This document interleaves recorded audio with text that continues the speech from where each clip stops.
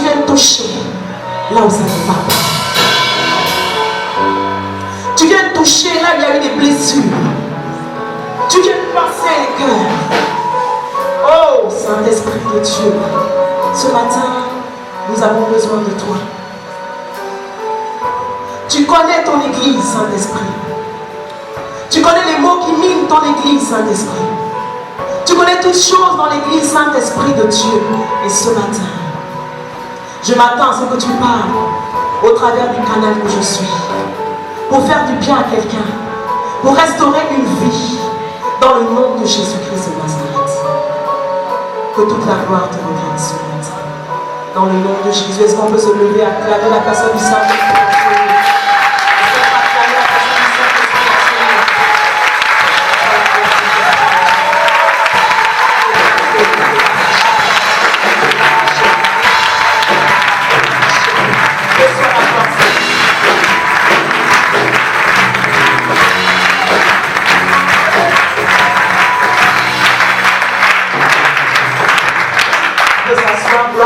Bonjour, bonjour peuple de Dieu. Qui a un cœur lourd ce matin? Lève juste la main. Qui a un cœur lourd ce matin? Ceux qui ont les cœurs lourds ce matin, Jésus va faire du bien. Nous avons un médecin qui s'appelle Jésus-Christ de Nazareth. Alors qu'un jour, il marchait, il parlait dans une maison, il était assis avec des gens de mauvaise vie. C'est comme ça que les scribes et les pharisiens avaient qualifié les personnes avec lesquelles Jésus est assis. Jésus dit ceci: je ne suis pas venu pour les bien portants. Je suis venu pour les malades, pour les pécheurs. C'est ça la bonne nouvelle. Alors si ce matin tu as un cœur lourd, je crois que la parole de Dieu va te faire du bien. Amen. Ce matin, mon thème c'est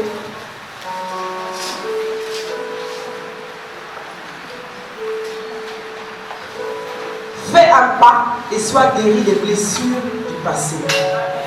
Est-ce que quelqu'un peut dire Amen? J'ai constaté quelque chose dans l'église du Seigneur. Quand je dis l'église du Seigneur, permettez-moi, je vois au-delà de mon évêque. Je parle du corps de Christ. On prie beaucoup pour les personnes. On fait beaucoup de délivrance. On jeûne beaucoup. Mais il y a des choses qui ne peuvent pas être réglées par la délivrance.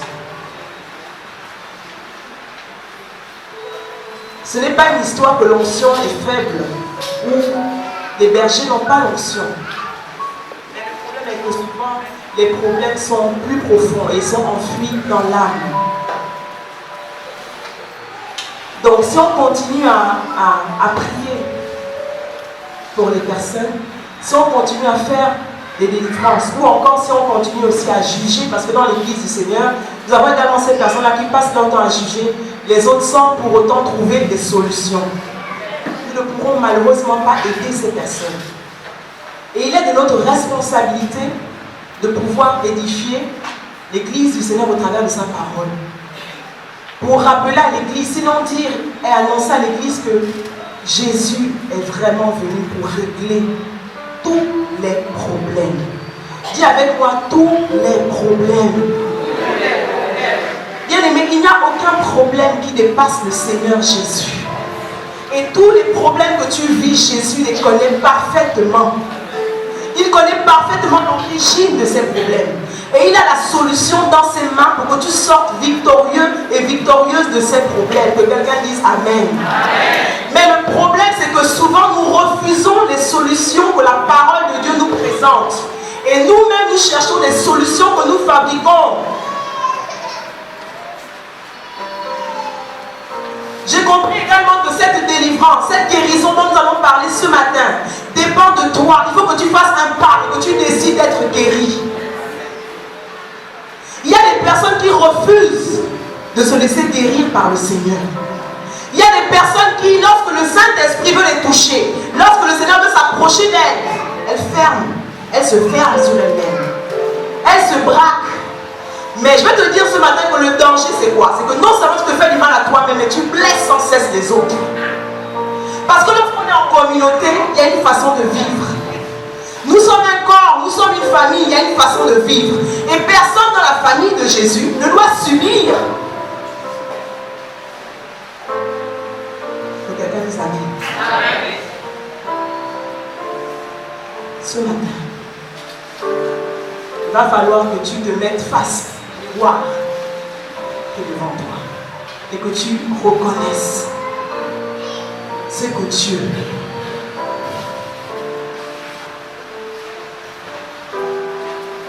veut que tu reconnaisses. Fais un pas et sois guéri des blessures du passé. L'autre texte de base est dans le livre des Psaumes 107, à partir du verset 5 à 14. Si on peut se mettre debout, s'il vous plaît. Psaume 107, à partir du verset 5 à 14.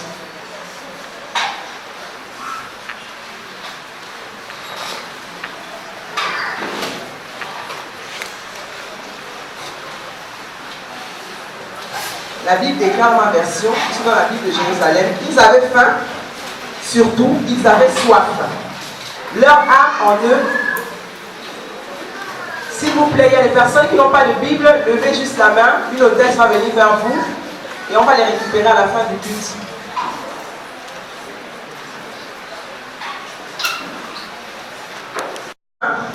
Surtout, ils avaient soif, leur âme en eux défaillait et ils criaient vers Yahvé dans la détresse de leur angoisse. Il les a délivrés. Acheminés par un droit chemin pour aller vers la ville habitée, qu'ils rendent grâce à Yahvé de son amour, de ses merveilles pour les fils d'Adam. Verset 9, il rassasia l'âme avide. Tu peux souligner dans ta Bible, s'il te plaît, l'âme avide. Il rassasia l'âme avide, l'âme affamée. Tu peux également souligner l'âme affamée. Il la combla de bien. Habitants d'ombre et de ténèbres, captifs de la misère et des fers, pour avoir bravé l'ordre de Dieu et méprisé le projet du Très-Haut. Il ploya leur cœur sous la peine, ils succombaient et pas un pour les aider. Et ils criaient vers Yahvé dans la détresse de leur angoisse. Il les a délivrés. Il les tira de l'ombre et la ténèbre et il rompit leur chaîne. Amen. On peut s'asseoir. Au verset 9, tout à l'heure, je disais que nous devions souligner l'âme altérée. Mais avant, je vais reprendre ce verset dans une autre version, la version du second, qui dit « Car il satisfait l'âme altérée ». L'âme altérée, c'est une âme avide, c'est une âme qui a des désirs immodérés. C'est une âme qui a soif de quelque chose. C'est une âme qui soupire après les choses. Mais j'aimerais dire à quelqu'un ce matin que cette soif, aucun homme sur la terre ne pourra l'étancher. Est-ce que quelqu'un peut dire Amen? Ton père, ta mère, tes frères, tes soeurs, tes amis, le pasteur ne pourront pas l'étancher. La Bible déclare que c'est l'Éternel qui combla. Donc cette soif que ton âme a, ce vide qui doit être comblé par l'Éternel. Chers bien-aimés, arrêtons de chercher la solution chez les hommes. Tous autant que nous sommes, nous avons une âme assoiffée. Moi-même ce matin, j'ai une âme assoiffée. J'ai soif de Dieu. J'ai soif de la parole de Dieu dans ma vie. Cette parole qui vient remettre de l'ordre dans ma vie. J'ai soif de cette parole. Et le Seigneur a souvent permis que, au-delà de ce que je me tourne vers les hommes, je n'ai pas eu la satisfaction totale. Les hommes pourront nous donner la satisfaction partielle, mais Dieu, il nous donnera la satisfaction totale. C'est important de le comprendre. Nous n'avons pas le droit d'en vouloir, chers frères et sœurs, qui que ce soit, par rapport aux blessures de notre âme. Arrêtons de chercher des boucs émissaires. Arrêtons de dire que si nous sommes dans cette situation, c'est à cause de X, c'est à cause de Y. Nous ne sommes pas non plus, comment dirais-je, exempts. Personne n'est exempt. Il y a certainement des choses que moi j'ai faites qui ont blessé des âmes. Donc je ne peux pas me faire passer pour une victime. Encore moins toute une vie. Mais la parole de Dieu me dit que pour régler ce problème, je reviens à Dieu. Je me tourne vers sa parole. Je découvre ce que sa parole me dit. Je prends les solutions qu'il me présente. Je les accepte, je les reçois et je reçois ma guérison.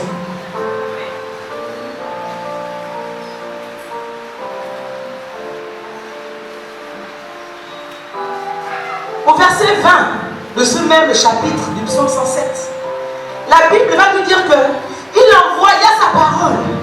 Et sa parole est guérie. Qui envoya sa parole? C'est Dieu.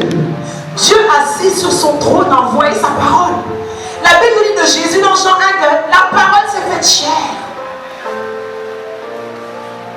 Jésus est venu pour le problème de ton âme. Est-ce que tu le sais?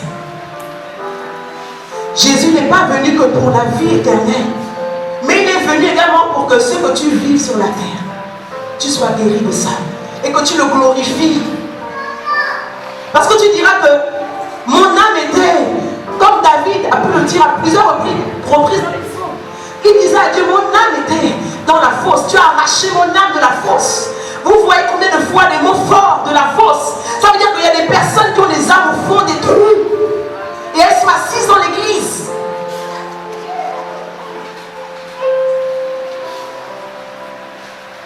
Elles refusent que Dieu traite ses blessures. Elles s'en veulent à elles-mêmes. Elles en veulent à Dieu. Elles en veulent aux autres. Parce que les personnes, des chrétiens, quand tu discutes avec elles, pourquoi lui a fait ceci? Pourquoi lui a fait cela? Elles en veulent à Dieu. C'est déjà des mauvais signes. Ça veut dire que l'âme est touchée. Et ce matin, Jésus veut guérir. Laissez. Il est venu pour guérir ces personnes. Il est venu pour penser cette blessure. C'est ce qu'il veut faire ce matin. Et il va le faire ce matin au travers de sa parole. Bien aimé, arrêtons de chercher des solutions en dehors de la parole de Dieu. Quand je dis en dehors de la parole de Dieu, c'est-à-dire arrêtons d'aller chez les hommes mourir pour que nous ayons l'affection des gens.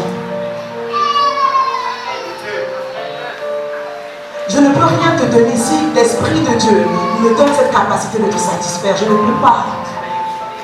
Mais j'ai une chose que Dieu m'a donnée, c'est sa parole. Et c'est ce que je te donne, c'est ce que je te présente. Parce qu'en tant que bergère, il est de ma responsabilité de te conduire dans les verts pâturages. Mais je conduis les brebis, pas les boucs, pas les personnes qui passent leur temps à raisonner, pas les personnes qui estiment qu'elles connaissent. Je conduis celles-là qui disent, je suis brebis. Je reconnais que mon âme est malade. Je reconnais que j'ai soif. Et je reconnais que je dois aller dans la prairie.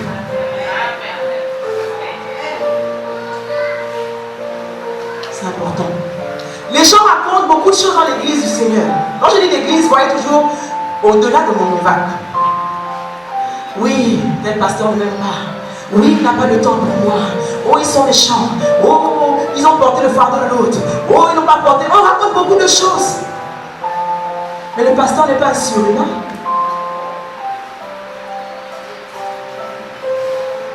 Le pasteur n'est pas un surhumain.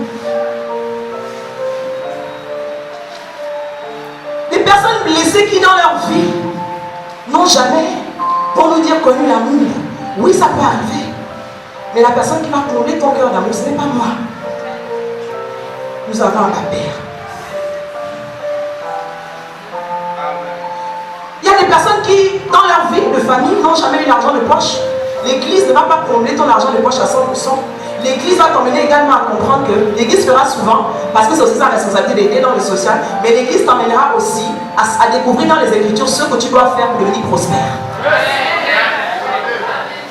Donc on ne peut pas toujours prendre les choses de nos vies, rejeter, chercher les boucs émissaires. Que quelqu'un soit délivré ce matin dans le nom de Jésus. On parle de l'âme. L'âme, c'est le siège des émotions. C'est trop profond. Quand une âme est pourrie, quand une âme est blessée, dehors, rien de bon ne peut. On aura beau faire des efforts à cacher, même dans nos départements. On aura beau faire des efforts à cacher. Oh, Alphonsine, sois béni. Si c'est blessé, tout ça c'est faux. Et ça va se faire ressentir dans le service que nous faisons. Donc ce matin, Dieu dit, allons un peu chacun au fond de son âme.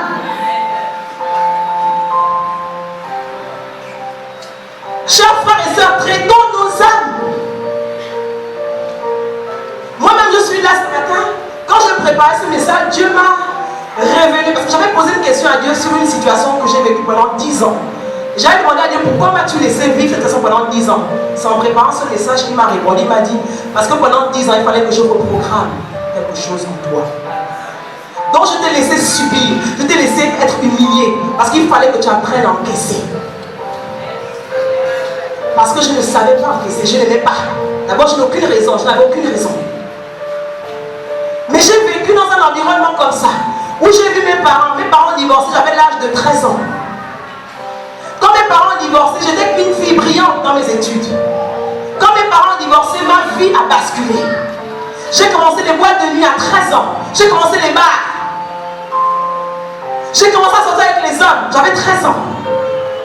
Pourquoi? Je venais d'avoir une déchirure. Je suis née dans un cocon familial où il y avait l'amour, où il y avait l'unité. Et soudainement, un matin, tout s'effondre. J'ai grandi avec ça. Et je n'ai pas vu ma maman se battre dans ce foyer. Parce qu'elle était très indépendante. Et j'ai grandi de la même manière. Et dans toutes mes relations, moi, une chose, j'enlève mon corps tranquillement, je pars. Et quand je rencontre le Seigneur, il me dit, tu n'es pas mariable. Tu n'es pas mariable. Dieu parle à une femme ce matin. À chaque fois qu'il y a un problème, tu prends tes bagages. Je vais repartir chez mes parents. Je vais repartir parce que ton âme est blessée. Il t'a mis dehors, non?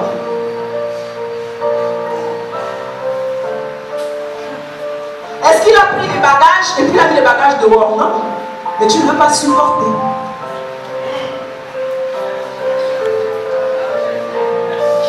Bien aimé, je bénis Dieu de ce que je suis célibataire.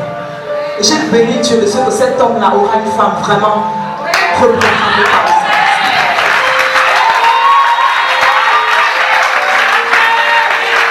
Souvent on cherche, ça traîne, mais ton âme est blessée.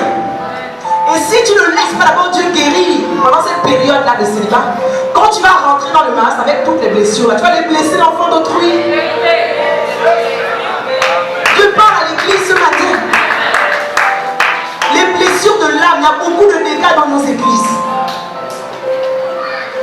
Vous voyez quelqu'un, la semaine, le mardi par exemple, à la cellule, on s'est retrouvés, c'était bien, on a rigolé. Le vendredi, aucune enseignement, bonsoir, elle était vide. Qu'est-ce qui se passe? Les blessures de l'âme. N'en voulez pas aux gens. Je vous dis arrête. C'est pas contre toi. La personne est blessée. Et c'est pas traité.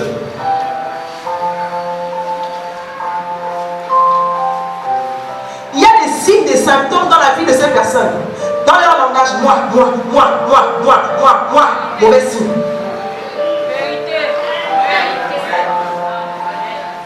Ce sont des personnes qui ne sont pas sociables. Certes, nous avons tous nos caractères.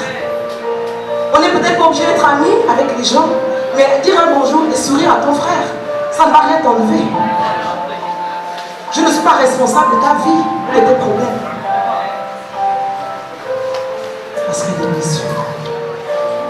Donc n'en voulez pas aux gens. Mais prions pour les autres. Je pense que c'est dans Jacques qui disait que avouez-vous, confessez-vous les péchés, ensemble avec frères les uns les autres et priez. Parce que Jésus connaît toutes ces choses. Donc l'église aussi doit avoir la révélation de ces choses. Pour aller là où il y a le nœud, là où ça fait mal. Et pouvoir traiter. C'est ce que Dieu veut faire. L'apôtre Paul pouvait dire, je souhaite que tu prospères à tous égards, comme prospère l'état de ton âme. Mais vous allez vous rendre compte qu'une âme blessée, une âme pourrie ne peut pas prospérer. 1, sur le plan spirituel, 2, sur le plan physique, 3, sur le plan matériel, 4, sur le plan financier, à tous les niveaux. Il faut d'abord les régler le problème de l'âme. Parce que le fait que ton âme soit blessée à l'intérieur, toutes ces choses vont ressortir à la surface, elles vont poisonner ton environnement. Du coup, même ce qui est à toi, qui va venir à toi, ne viendra pas à toi. Réglons les blessures de l'âme.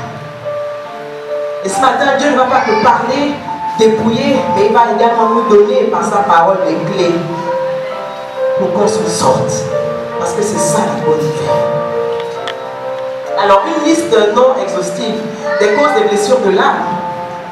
Nous avons des décès. Ça peut être un décès vraiment qui affecte une vie. Depuis que ton conjoint est parti, depuis que la conjointe est partie, depuis que tu as perdu un enfant, ta vie a basculé. Mais nous verrons tout à l'heure que Jésus a été loin également pour te donner une nuit de joie et changer tes vêtements de deuil. Donc vous voyez que Jésus a tout prévu. C'est pour ça que David dans le psaume 103, là, la révélation, il dit, mon Dieu guérit toutes les maladies. Toutes les maladies. Amen. Arrêtons de dire aux autres, oui, toi c'est normal, ta situation là c'est normal. Comme s'il y a des situations que Dieu ne peut pas. Nous limitons Dieu dans son action dans nos vies. Mais donne seulement cette chose qui t'a détruit, donne-la seulement à Dieu. Et tu verras ce qu'il va en faire. Tu verras ce que Dieu en fera.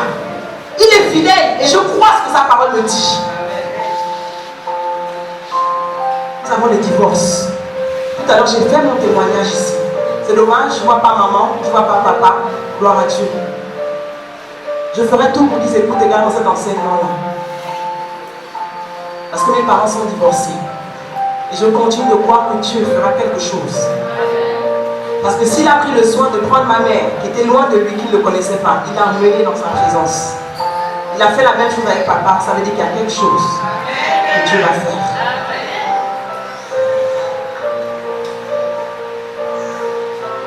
L'adultère.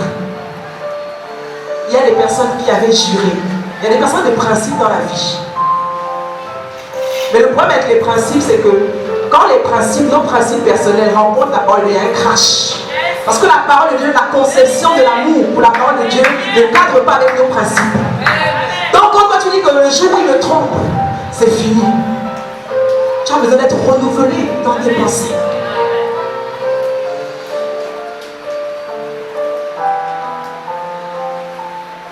L'emprisonnement, des personnes qui ont été marquées parce qu'elles ont connu la prison de manière injuste. Ça marque. Et elles ont vu des choses terribles. Il y a des choses terribles se faire en prison. Donc quand on ressort de là-bas, l'ennemi veut nous convaincre que non, on est souillés. Il y a des personnes qui marchent dans cette dimension et ils auraient l'impression que ces personnes-là sont toujours... Ces personnes qui ont vécu les guerres dans ces pays compliqués là. En Afrique du Sud, les gens sont bizarres, les Sud-Africains sont bizarres. Les blessures de l'âme, ils sont blessés parce qu'ils ont vécu. Les gens sont bizarres. Toutes ces blessures-là, Jésus guérit ça. Pourvu qu'on les lui donne. Que Jésus prend ça, c'est trop lourd. Il a dit, venez à moi, Matthieu 11, vous tous qui êtes chargés, fatigués. Venez à moi, je vous donnerai du repos. Arrêtons de porter ces jougs-là. Ils vont nous détruire. Les gens nous détruisent depuis des années. Ces jougs nous détruisent, je vous assure, depuis des années. Prenons la décision ce matin de nous débarrasser de ce joug et de le donner à Christ. Que Seigneur prend, je suis fatigué. Il y a des gens qui ne veulent pas se débarrasser de ça. Le rejet. Il y a des personnes qui ont grandi dans cet environnement. Donc quand elles viennent à l'église, elles sont bizarres parce qu'elles ont l'impression que tout le monde autour d'elles les rejette. Vous savez quand l'ennemi travaille. Le problème c'est que quand on a des blessés sur les portes, donc l'ennemi rentre et il travaille. Et il commence à te mettre des pensées de lui et non de Dieu. Donc tu commences à voir les gens autour de toi comme les mêmes qui t'ont rejeté autrefois. Qui t'a rejeté? Personne ne te rejette. C'est toi qui laisses l'ennemi te faire croire que on te rejette. Personne ne t'a rejeté. Moi je ne te rejette pas, je t'aime. Et Jésus t'aime encore plus. Personne ne te rejette. Arrêtons de laisser les mensonges de l'ennemi nous pourrir l'existence. Nous polluer nos consciences. Nous polluer nos esprits. Personne ne t'a rejeté. Dieu ne peut même pas te rejeter. La Bible déclare qu'il t'a aimé le premier. C'est lui qui est venu à toi, dans ta poubelle, et qui t'a pris tel que tu étais. Qui t'a rejeté. Les personnes qui ont vécu le mépris en permanence. Tu étais méprisé. Qu'est-ce que la Bible te dit? Notre Bible ne nous dit-elle pas qu'il prend le fumier, l'indigent, il élève à la table des rois? C'est quelle Bible tu lis? Des langages, même souvent dans les églises, oh oui, oh, ça c'est pour eux, non? Ça vient où ça? Qu'est-ce que c'est pour eux? On est tous là en train de gérer les affaires de notre Père. C'est pour eux, non? Il n'y a pas de c'est pour eux. C'est pour nous tous. Et c'est ton droit, si tu ne le sais pas, de t'imposer. Mais des personnes, non, moi je ne veux pas. Mais, et puis souvent, quand tu décèles ces choses, tu fais quand même esprit de dire, non, viens, non, passe à moi, c'est pour eux. C'est quoi ces langages? Qu'est-ce qui c'est pour eux, c'est quoi? Ce sont les biens de notre Père. Et c'est ton droit. Il t'a donné un don, il t'a donné un talent, mais utilise-le. Vous voyez comment les blessures de l'âme ressurgissent. Et quand on discute avec les personnes, on voit.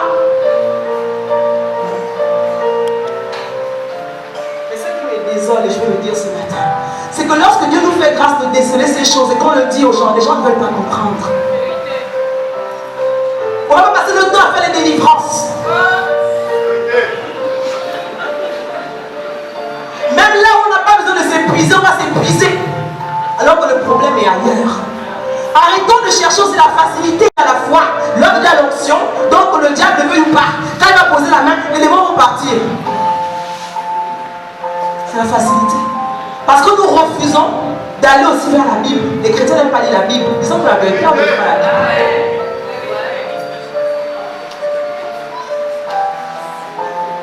La maltraitance.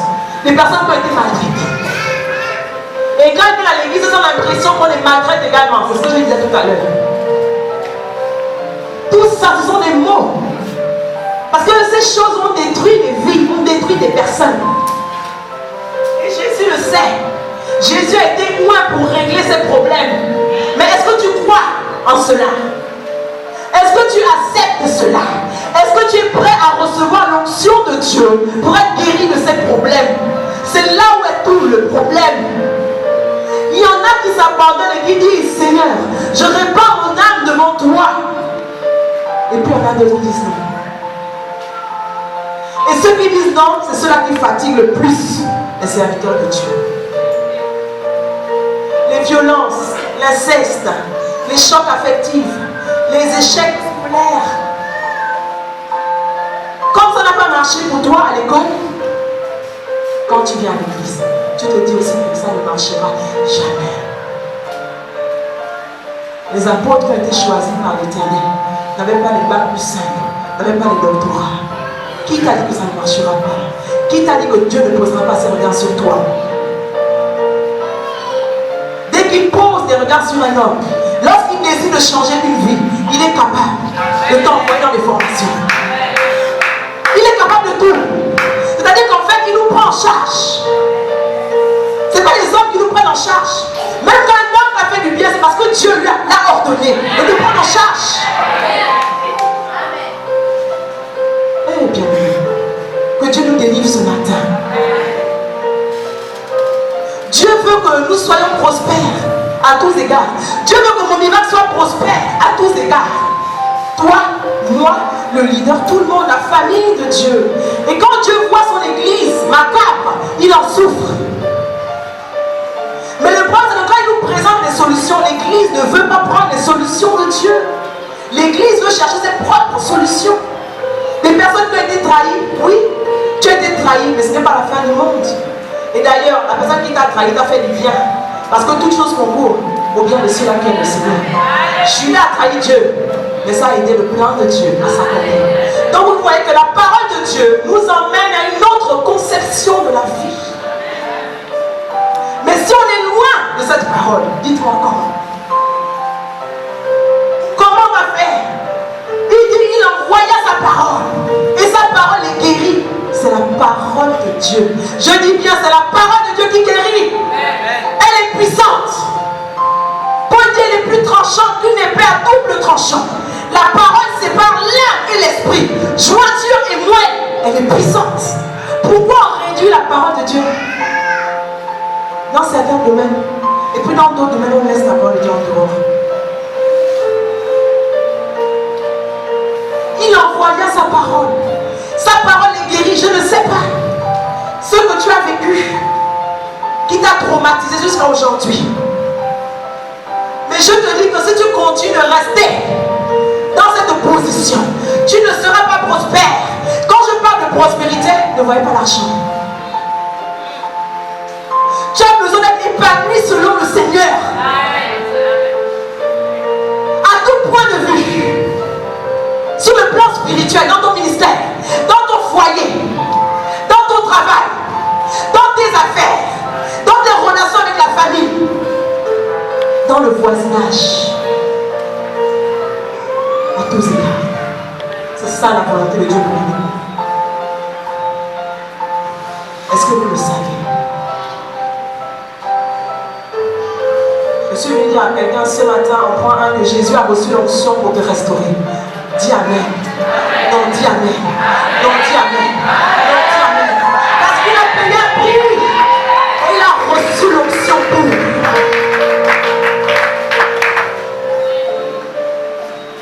Et ceux qui ont cru à l'onction que Jésus a reçue ont reçu la vie. Ont reçu la guérison. Regardez cette femme-là, 12 ans de sa vie macabre à tourner en rond.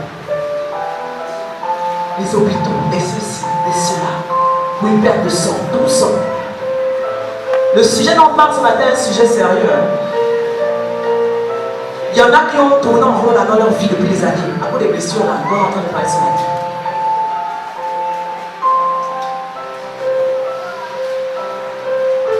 Elle encore, c'était un problème de maladie physique. Mais David a dit dans le psaume 103, mon Dieu guérit toutes les maladies. Dont les cancers, les problèmes de l'âme, les problèmes émotionnels, les problèmes, il guérit. Parce qu'il a reçu l'onction pour. Il a dit, l'Esprit du Seigneur est sur moi, il m'a oint. Waouh. Cette femme se dit, regardez l'attitude de cette femme. Si seulement je puis toucher le bord de la robe de Jésus, je serai guéri.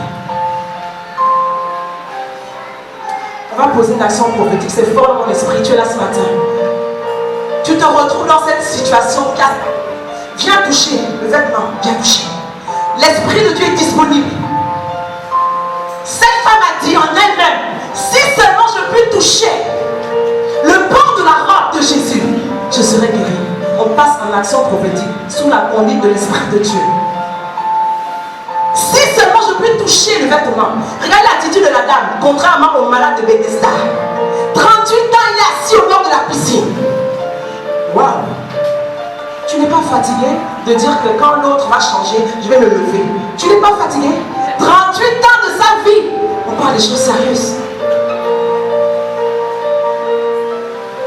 Il était là assis au bord. On dit que l'ange de l'Éternel tombait dans l'eau. Et quand il tombait, il secouait. Et toutes les personnes qui se jetaient recevaient la guérison. Quand Jésus vient, c'est comment? Il y avait personne qui me poussait dans l'eau. Problème de mentalité. C'est deux types de chrétiens là. La femme à la perte de sang, elle a dit, je fais le pas. J'ai entendu parler de Jésus. Ce Jésus, quand il est arrivé, il est descendu avec une onction particulière. Il guérit. J'ai entendu que tous ceux qui le touchent, ou tous ceux qui lui touchent, ou tous ceux qui rencontrent la parole qui sort de sa bouche, reçoivent quelque chose. Je me lève. Je fais un pas vers. On ne guérit pas comme ça. Hein. Il faut une décision. Et cette décision-là, personne ne va la prendre à ta place. C'est toi-même qui dois décider de guérir.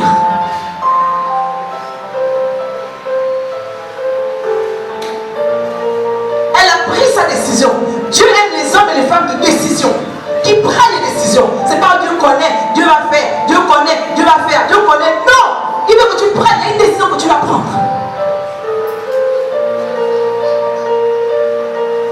On ne change pas comme ça par la magie. Il faut prendre une décision. Et il faut se laisser travailler par le Seigneur. Parce que tu vas prendre la décision. Et après avoir pris la décision, tu verras que devant toi des situations vont se positionner encore. Il y a des tests. Mais si tu te laisses travailler, tu verras que devant chaque test, devant chaque épreuve, la différence c'est que l'Esprit de Dieu va prendre le contrôle. Et tu vas te retrouver vainqueur, vainqueur, vainqueur, vainqueur, vainqueur. Et un jour, tu vas regarder cette blessure-là comme ça. Elle sera loin de toi. Et tu diras oui. Quiconque est véritablement né de Dieu triomphe par la foi. 1 Jean 5, 4. Bien aimé, on parle de quelque chose qui détruit l'église. De quelque chose qui détruit les vies. Ces blessures. Il faut qu'on les traite. Dans Ésaïe 61, verset 1 à 3, je paraphrase. Vous connaissez tous. L'Esprit du Seigneur est sur moi, il m'a oint. Ésaïe libère cette prophétie et dans Luc 4, Jésus vient dire dans la synagogue, alors qu'il vient de se lever pour lire la parole de Dieu. Lorsqu'il arrive à ce verset d'Ésaïe 61, il dit, voici aujourd'hui l'écriture s'accomplit maintenant. L'Esprit du Seigneur est sur moi, il m'a oint. Ah, pour porter la bonne nouvelle, la parole qui te guérit.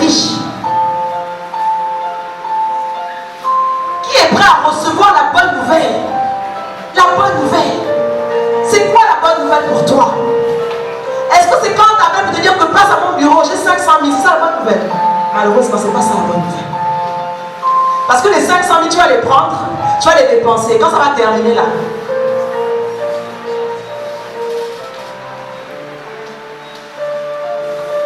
mais quelque chose qui, quand tu reçois, te tout transforme et te rend prospère à tous égards. Est-ce qu'il y a un match? Un match. C'est quoi la bonne nouvelle pour nous en tant que chrétiens? La bonne nouvelle, c'est la parole qui nous guérit. Une parole d'espoir, une parole de réconfort. Quand chante Jésus est la réponse au monde d'aujourd'hui. Est-ce qu'on peut chanter? Dieu veut guérir les cœurs ce matin. Même ton visage à Marie attaché. Et puis, oh, on les voit, les quoi. Mais ton visage est attaché. Parce que ton âme est attachée. Tu ne peux pas connaître la gaieté. Même si la Bible te dit que le fruit de l'esprit, dans le fruit de l'esprit, il y a la joie. Tu ne peux pas. Parce que dans l'âme, l'esprit ne va pas venir forcer à agir. Lui se connecte à ton esprit.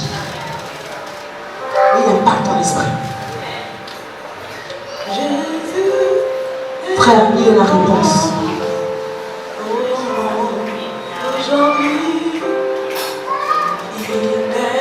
Ne regarde pas, ne regarde pas les chanter. Regarde ton âme blessée ce matin. Regarde ton âme blessée. Regarde tous les dégâts que ton âme a causés dans ta vie. Tu es à l'église depuis 2 ans. Tu es à l'église depuis 5 ans. Tu es à l'église depuis 20 ans, mais tu n'as pas changé. Tu es la même personne, toujours en train de te plaindre. Remplie d'amertume. Tu es aigri. La convoitise. Tu te sens inférieur aux autres. Regarde à ton âme.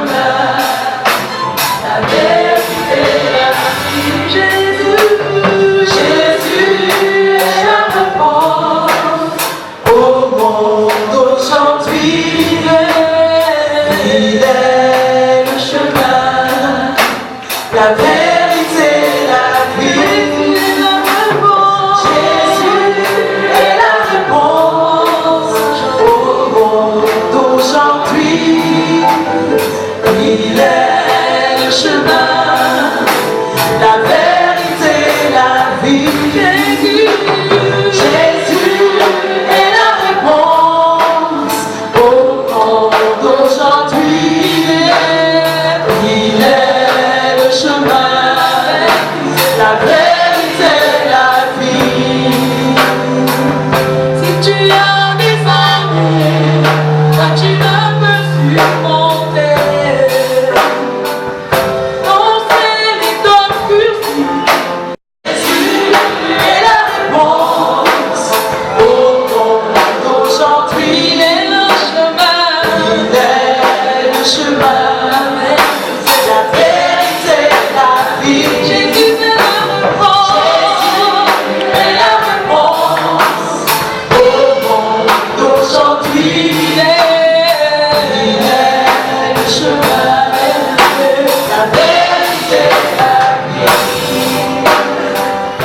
Mon frère, ma soeur, Jésus est la vérité. Tout est une question de mentalité. Tout est question de foi, de ta foi. En dehors de lui, il n'y a aucune vérité. Ne laissons pas le diable nous séduire. Il est témoin également pour penser les cœurs brisés. Sa parole est un baume, David l'a dit. La parole de Dieu est un baume, je vous assure. J'ai connu des situations où tout ce que les hommes pouvaient me dire ne pouvait pas me donner la paix. J'ai connu des situations où j'ai crié à Dieu. Il ne répondait pas, il ne disait rien. Il m'a laissé d'abord m'embrouiller, parce que lui aussi il est spécial. Pour que je comprenne. C'est un Père aimant et il aime nous corriger, il aime nous enseigner. Parce qu'il veut que nous ayons une forme digne de lui. Je suis allée voir des personnes, chercher des paroles d'encouragement, chercher des paroles de réconfort. Et quand je rentrais à la maison,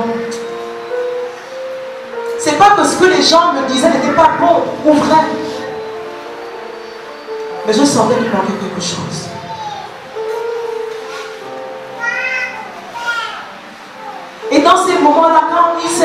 révélé à moi au travers de sa parole. Waouh!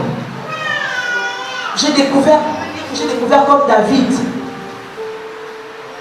le beau dont la Bible parle. Lorsqu'on a mal aux pieds, on se fait une entorse ou autre chose, on court à la pharmacie chercher un baume. Ça fait quoi le baume? C'est pour te soulager. Le problème qui te fatigue là, c'est la parole de Dieu qui va te soulager.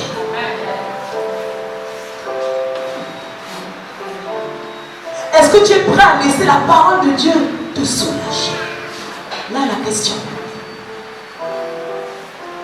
Je vous assure que quand la parole de Dieu nous soulage, c'est autre chose. Tu peux arriver à dormir, à fermer les yeux. Il y a des situations bien aimées où tu n'as même le sommeil t'a quitté. J'ai connu ça. Le sommeil te quitte, tu n'arrives pas à dormir. Tu n'as pas de paix. Mais la parole, lorsque tu tombes sur cette parole, révélée par rapport à la situation, cette parole t'apaise. Tu t'endors comme un bébé. J'ai vu des personnes venir chez les hommes de Dieu pour chercher à dormir. J'ai vu des personnes dans ce monde-là, dans ce pays-là, faire des années sans fermer l'œil la nuit. Aller chez les hommes de Dieu pour dire, oh mais je suis fatigué. Après des temps de prière, une parole révélée. Le lendemain, la personne appelle l'homme de Dieu et dit, oh mais j'ai pu dormir. Comment tu vois la parole de Dieu? Un slogan? Ou bien tu te dis, pasteur Alain vient raconter sa vie. On parle d'une parole puissante. Esprit et vie. Qui par elle, on peut déraciner les forteresses les plus profondes dans une vie. On peut les abattre. C'est de cette parole qu'on parle ce matin. Il envoie sa parole est guérie. Jésus était quoi pour annoncer la libération aux captifs? Jean 8, 32, vous connaîtrez la vérité et la vérité vous affranchira. Arrête de tourner en rond chez les hommes de Dieu. Tu tournes parce que tu n'as pas encore connu la vérité. Je te dis la vérité ce matin. Quand tu vas connaître la vérité, tu ne pourras plus aller parce qu'en dehors de Jésus, il n'y a personne. Nous tournons parce qu'on n'a pas encore découvert la vérité. Mais quand tu découvres, c'est fini. Tu as franchi. Donc tu dois soupirer à découvrir la vérité qui va t'affranchir de ces liens. Il y a des liens qui ne tomberont pas autant pour moi par au nom de Jésus sort. Non.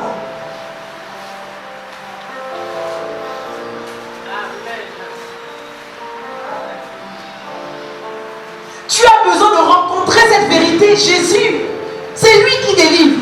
C'est lui qui a franchi. C'est lui qui a reçu l'onction pour. Il a reçu l'onction pour accorder la délivrance aux prisonniers. C'est quoi la prison dans laquelle tu es? Quelle est cette fosse? Quelle est cette situation où tu dis que ce n'est pas possible? Tu te demandes si vraiment un jour tu pourras en sortir. Si vraiment un jour je pourras oublier ce que l'homme m'a fait. Si vraiment un jour je pourrai oublier ce que cette femme m'a fait. Si vraiment un jour, c'est quoi cette fosse? Quel est ce joug que tu continues de porter depuis des années sur toi, qui pèse? C'est un joug. Ce sont des jougs. Et ce matin, le Seigneur veut nous délivrer de ces jougs. Il a reçu l'onction pour proclamer une année de grâce. Quel que soit ce qu'on t'a dit, moi je vais te dire ce matin de la part de l'Éternel que tu n'échoueras pas. Tu ne mourras pas. Tu vivras. Et tu raconteras les merveilles de l'Éternel. Dis bien Amen. Ça, c'est l'héritage des enfants de Dieu.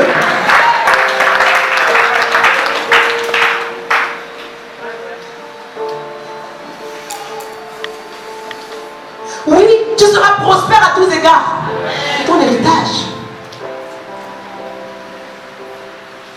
Qu'est-ce qu'on t'a dit?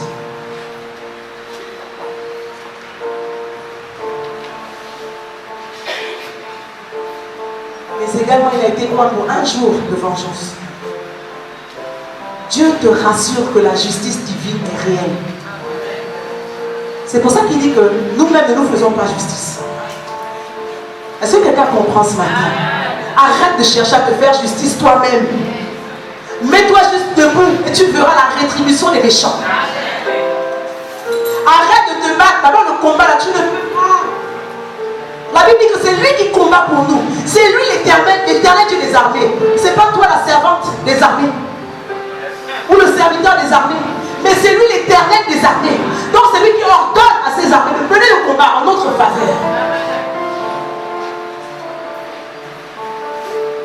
Donc on m'a blessé, on m'a détruit.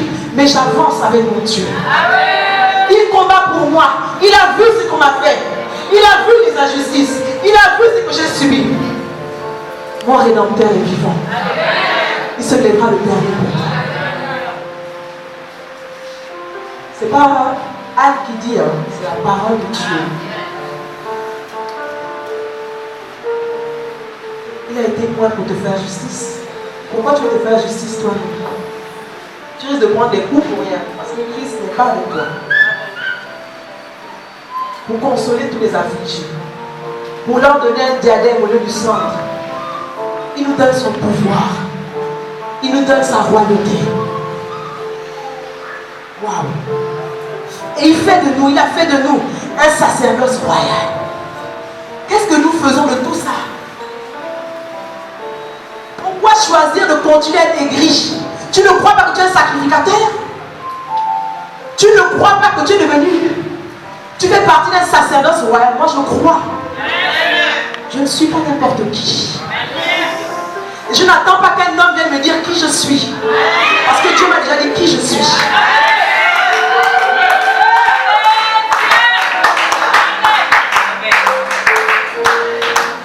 Sortons de ces prisons au nom de Jésus. Sortons de ces prisons. Elles ne nous rendent pas service.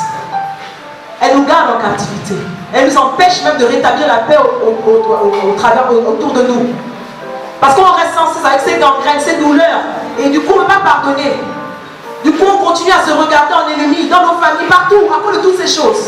Et on laisse l'ennemi gagner du terrain dans nos vies. L'ennemi travaille puissamment à cette destruction subtile. Il a été moi pour nous donner un manteau de fête au lieu d'un esprit abattu. Oh, Jésus change nos œuvres. Le manteau, c'est le symbole des œuvres aussi. Il change nos œuvres. Tu peux devenir une personne meilleure. Pourquoi veux-tu continuer de produire des œuvres malsaines? Des œuvres remplies de colère, de haine. Et d'ailleurs, même quand tu les produis, elles sont maladroites. Et Dieu n'a aucun plaisir dans ces œuvres. Ce sont des œuvres mortes, elles sont vaines. Quand bien même on peut être au service, mais puisque tout ce que tu fais, tu le fais avec dans le cœur, tu rumines encore. Dieu nous voit. Si je ne peux te voir, mais Dieu te voit.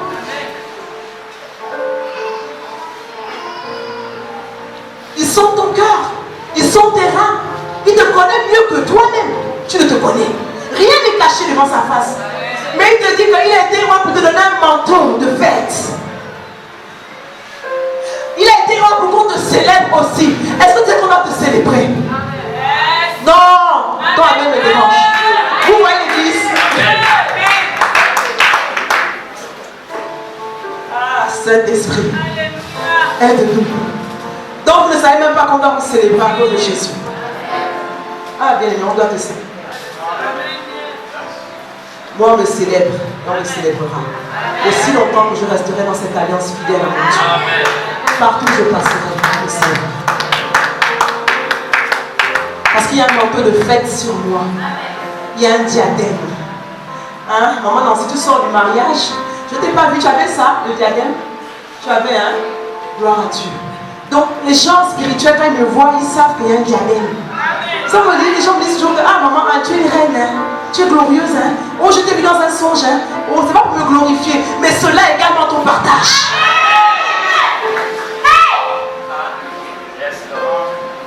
La Bible dit qu'il met un diadème sur nos têtes. C'est pas moi qui le dis, c'est la Bible. Mais tu ne sais pas ça. Donc tu veux continuer à rester avec le masque des vieilles là quand dans nos villages. Tu refuses de prendre le diadème et mettre sur ta tête. Mais Paul a dit quoi? Il allait bénir de toutes sortes de bénédictions dans les lieux célestes. J'ai dit, je vois beaucoup de bénédictions ce matin, mais c'est suspendu dans les lieux célestes. fois, on va descendre sur l'exemple. Il nous a bénis de toutes sortes de bénédictions. Dans les lieux célestes, dans les choses sont déjà. Donc quand on me voit me dire, ah maman, arrête, parce que dans le monde spirituel, ainsi quand je vais dans un endroit, je peux être favorisé face par rapport aux autres. En 2015, je suis rentrée à la BAD, la Banque africaine de développement, avec un BTS. J'ai passé les entretiens avec les gens qui avaient le doctorat. Mais comment je vais pour être retenue? Yadel, dis avec moi, Yadel. Ils ont compris que dans celle-là, il y a la lumière. Il faut qu'elle rentre dans la BAD, sa lumière va les éclairer. C'est pas moi qui... C'est la Bible. Et vous voyez, le peuple ne croit pas à ces choses. On a l'impression que le pasteur a fait un cinéma. Moi, je ne fais pas de cinéma, je vais libérer ce que j'ai reçu de Dieu. Pour délivrer une vie, pour délivrer un cœur, pour délivrer une âme. Dieu veut que tu sois prospère à tous égards. Arrête d'envier ton voisin à cause de sa prospérité. Tu as déjà la prospérité sur le plan spirituel. Maintenant, fais descendre. Fais descendre.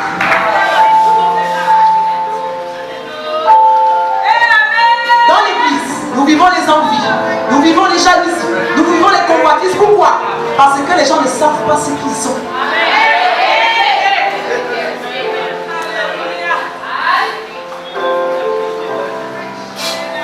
Ce matin, l'Esprit de Dieu veut emmener le peuple à comprendre ce que Jésus a fait pour nous. Et ce qu'il est capable de faire pour ceux qui croient. On a dit que la femme à la perte de sang a dit qu'elle s'est dit en elle-même, si je peux seulement toucher le vêtement de Jésus, je serai guérie. Ça veut dire qu'elle s'est disposée à recevoir l'onction de Jésus. Parce que ce jour-là, quand elle arrive, la Bible déclare que Jésus est entouré avec une foule. Elle fait la violence. Elle s'approche de Christ. Elle touche à l'homme. Elle reçoit la force de Dieu. Même les disciples ne savaient même pas que la force. Ils n'ont même pas senti le courant de l'onction. L'onction, on reçoit l'onction comment? Dispose-toi à recevoir l'onction.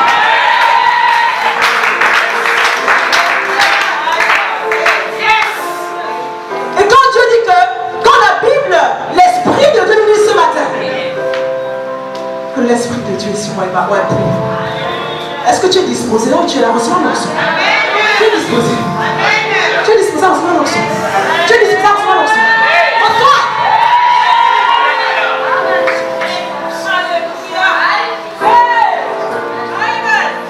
Jésus dit, qui m'a touché? J'ai senti une force sortir de moi. Les disciples sont là, trop tard, l'onction est passée. Elle a reçu. On ne reçoit parce qu'on ne se dispose pas. Écoutez, on vient à l'église, on regarde les gens qui prêchent. On ne voit pas l'Esprit de Dieu en mouvement, en train de relâcher les armées. Du coup, on ressort comme on est venu.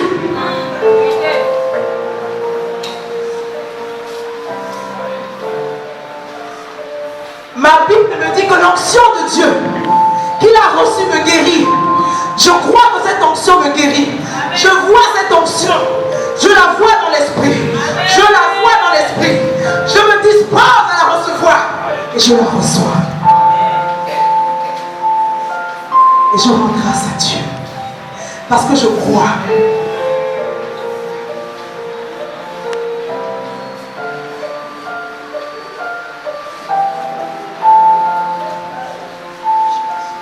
Vous savez, il y a des assemblées vraiment où le peuple ne peut pas continuer à rester comme ça, avec tout ce qu'on reçoit de la part de Dieu. Dieu parle et Dieu parle. Des choses claires. La sainte doctrine. La parole de vie.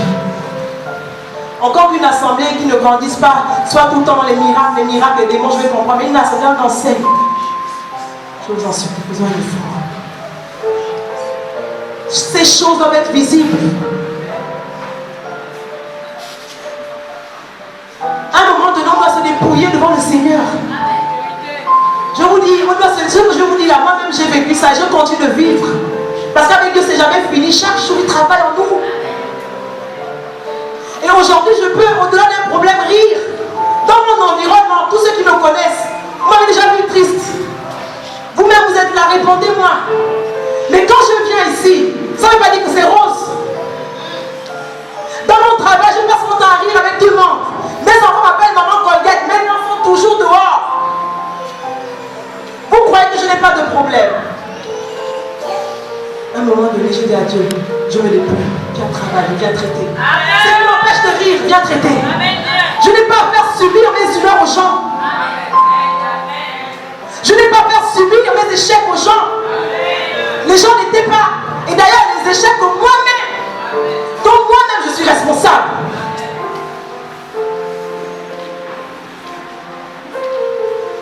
Dieu, son esprit agit dans la joie. Son esprit agit dans la joie. Son esprit agit dans l'amour. Son esprit agit dans l'unité. Mais toi-même, tu es divisé avec toi-même. Avec qui vas-tu aller t'unir?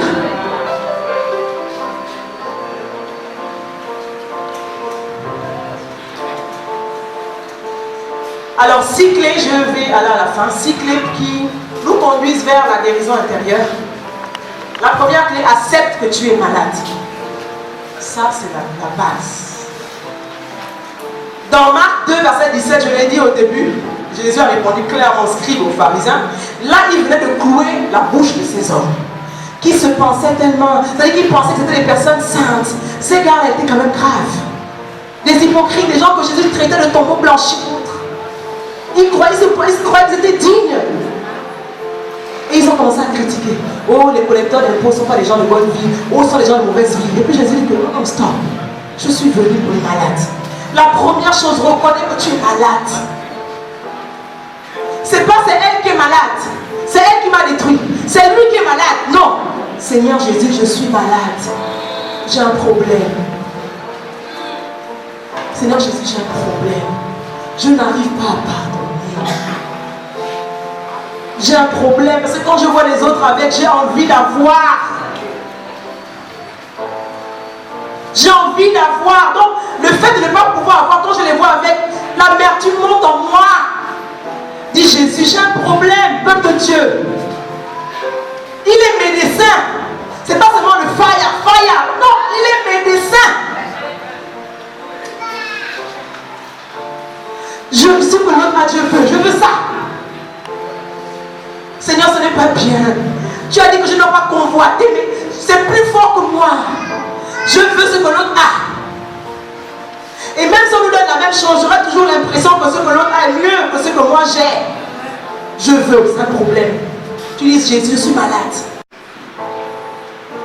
Seigneur, mes parents sont peut-être décédés, mais ce que j'ai vu là quand j'étais enfant, je n'arrive pas à oublier ça.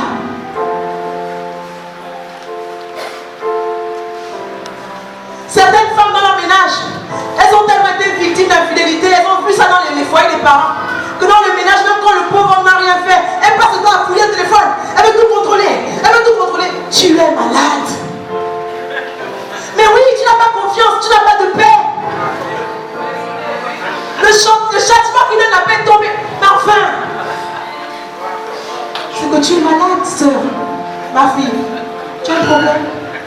Tu es où? Tu te trompes quoi? On rit. C'est ce que les gens vivent dans les ménages. Tu as un manque de confiance en ton mari. Mais en fait, la vérité, je vais te dire, tu as un manque de confiance en toi. Ensuite, en Dieu. Et après, ton mari. Donc, tu es malade. Et Jésus a besoin de venir toucher cette partie. Et un des signes de la guérison, c'est que à un moment donné, quand le mari va durer dehors, tu ne fouilles plus. Tu vas dire oui, là Jésus a fait le travail. J'ai confiance. Ce Dieu qui m'a donné cet homme, ce Dieu qui m'a donné cette femme, il me dit que si lui me fait ce que je fais là pour veiller ses frères, Jésus me guérit ce matin.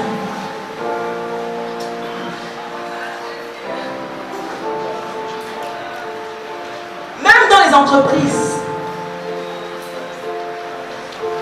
à tous les temps, je ne connais ton problème ce matin, mais je sais une chose, c'est que nous sommes malades.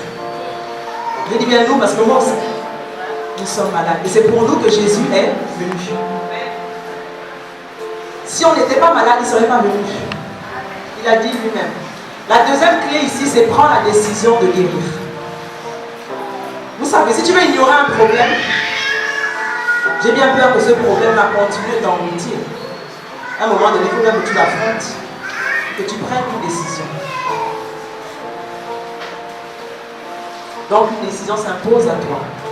Ne perds plus de temps, comme le paralytique à la piscine de Bethesda. Une opportunité t'est donnée ce matin. À chaque fois que la parole de Dieu est libérée, il y a quelque chose que Dieu veut faire. Il y a des armées pour chaque parole, chaque type de parole. Il y a un type d'armée ce matin. Et ces armées veulent travailler. Et l'attitude de la femme à la perte de sang et dispose-toi à recevoir l'onction. La troisième chose, pardonne. On ne cessera de le dire. Matthieu 6,12. Jésus a dit que si on ne pardonne pas nos offenses à ceux-là qui nous ont pardonné, il ne nous pardonnera pas. Tu as besoin de te pardonner d'abord toi-même. Il y a des personnes qui s'en veulent d'abord elles-mêmes. Elles s'en veulent. Elles ne s'acceptent pas. Commence à avoir fait un travail avec toi-même d'abord. Parce que le problème c'est que ça, Jésus l'a dit, vous voyez la poutre, vous voulez aller enlever la poutre qui est dans l'œil de votre voisin, au lieu de commencer là-bas à enlever dans votre œil. C'est pas moi, hein. Tout ce que je dis ce matin, c'est la parole de Dieu. Donc ça veut dire que regarde d'abord la poutre qui est chez toi, traite ça, traite. Donc fais d'abord une réconciliation avec toi. Et tu as ce pouvoir, parce que nous avons reçu le ministère de la réconciliation.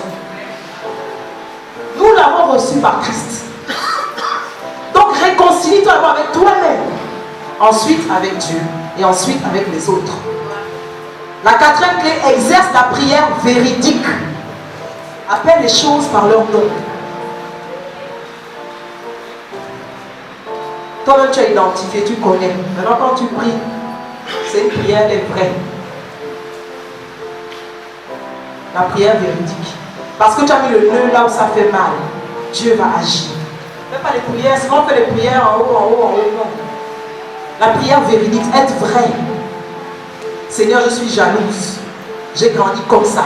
Je suis jalouse de mes soeurs. Je suis jalouse de ceci. Seigneur, délivre-moi de ça. Au nom de Jésus, tu as reçu le pouvoir. La prière véridique. La cinquième clé, place ta confiance en sa parole et en ses promesses. Le fait de placer notre confiance en Dieu, en sa parole et en ses promesses va nous donner l'assurance. Ça va nous donner l'assurance, bien-aimé. L'assurance que notre Dieu est au contrôle de toutes choses dans notre vie. Qu'il permet des situations pour un but. Parce que la Bible dit que rien n'arrive au hasard. Tout ce que Dieu fait, tout ce que Dieu permet dans une vie, c'est pour atteindre un objectif, un but. Place ta confiance en lui, en sa parole, en ce qu'il dit de toi et non en ce que les hommes disent de toi. Parce que les hommes aujourd'hui diront des bonnes choses de toi, les mêmes hommes demain diront d'autres choses, de mauvaises choses de toi. Mais lui, il est constant, il ne varie pas, il est fidèle. Quand il a dit, il a dit. Place ta confiance en lui. Il est digne de confiance. Sa parole est digne de confiance. Ses promesses sont dignes de confiance. Il est fidèle. Et la sixième clé, prend le chemin de la relation d'aide. Prends le chemin de la relation d'aide. Le Seigneur a équipé des personnes pour ces choses. Église. Il y a des personnes qui vivent des situations depuis des années, mais elles sont assises. C'est-à-dire que tellement elles sont embrigadées qu'elles ont l'impression qu'elles ne pourront, que la personne, que Dieu ne peut équiper personne pour les guider. Que Dieu ne peut équiper personne. Non, non, non, non, non. Il a dit, il a donné les ministères dans l'église. Les uns comme apôtres, les autres comme pasteurs. Oui, il y a les bergers. Mais tu dois aider le berger. Être vrai avec le berger. Les gens viennent voir les bergers, on nous ment.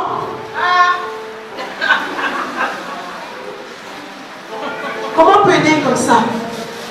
On nous ment. Mais si tu me mens, je ne sais pas ce que je peux faire. Tu vas chez le leader, tu mens. Tu vas chez la femme de Dieu, la prophétesse, tu mens. Nous allons voir les serviteurs de Dieu. Il y a un niveau, surtout les bébés spirituels, les gens qui commencent dans la marche. Ce n'est pas toujours évident de s'en sortir tout seul au départ. Les guides, c'est biblique. ou bien contrôler les gens. Mais il y a tellement d'exemples bibliques qu'on a vu. Il y a un moment où on nous prend par la main, on marche. Il y a un moment où on te lâche. Quand on te lâche, là aussi, ne force pas. Parce que tu pars. Et tu te déploies.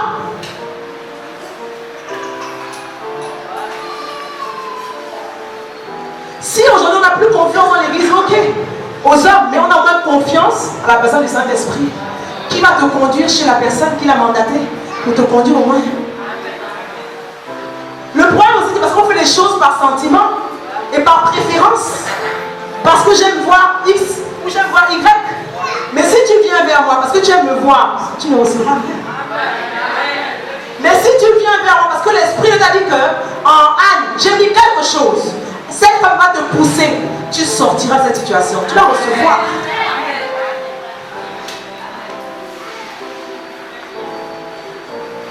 Dieu veut une église guérie. C'est la volonté de Dieu. Dieu veut une église restaurée. C'est la volonté de Dieu.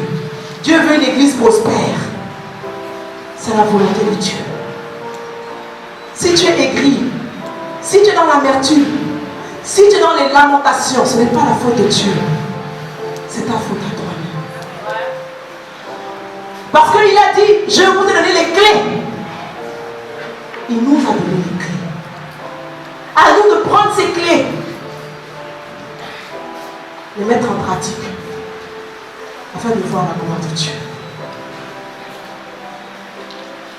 J'en ai terminé. Que Dieu bénisse son église.